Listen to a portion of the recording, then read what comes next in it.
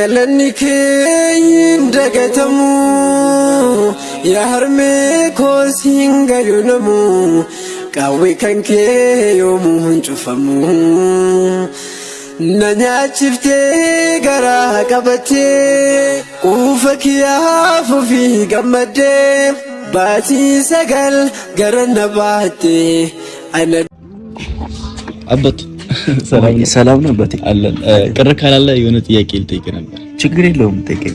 እሺ ሰላም ነው እናት ከአንተና ከእናት ቀድሞ ቢሞት ቢባል ማን ይሞት ትላለህ? እንዴ ምን አይነት ጥያቄ ነው? በጣም ይቅርታ ማለት የራሴ አስተሳሰብ ስላለኝ እሱን ማወቅ ስለፈለኩኝ ነው። እንጃ እኔ ከኔና ከእናቴ እንደዚህ አይነት ጥያቄ ሲጀምር ባጠይቀኝ ደስ ይለኛል፣ ግን ማሰብ አልፈልግም። ግን እናቴ ብትሞት ደስ ይለኛል ከኔ ቀድማ፣ ምክንያቱም እሷ የኔን ስቃይ ከምትሰቃይ ሞታ እኔ የሷን ስቃይ እድሜ ልክ ብሰቃይ ይሻለኛል።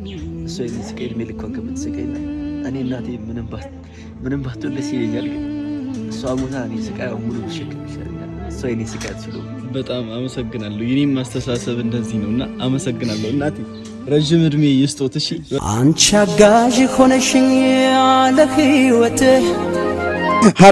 harmeeti yaqaali sin yaade haadha koo yaa harmee na deesse kan dirqamni jiru sirraa na fageesse osoman si yaadu osoon siif gubadhu jiruu moo'uuf obse armi na hubadhu osoo akka fedhiiti sila akka yaada koo guyyaaf halkanillee si bira haadha koo silaa gofnaan qabu dhufuudhaaf barrisee osoman gubadhu kanaafan callise malee natti hin tolle fagaachuun koo sirraa abshir yaa harmee koo wal arguudhaaf jirra maddi jaalala kee kan hin qabne dhuma jecha siifin qabu naaf jiraadhu kuma nattiin jijjiiramtu yoo namuunaan oode osoon umurii koo qixxeetti siif qoode sin jaalladha yoomuu haadha koo na deesse dirqama jiruutu sirraa na fageesse waa'uma kee yaada ol ka'ees gacciisee dhiifama deessee koo yoon si gaddisiise sirraa fagaachuun koo yoo si mufachiise yaanni koo si yakkee yoo si gufachiise dhiifaman siin jedha miila keetti kufee si arguufan jira guyyaa tokko dhufee jecha haadha ibsu wanti biraa maali ladayuudhaaf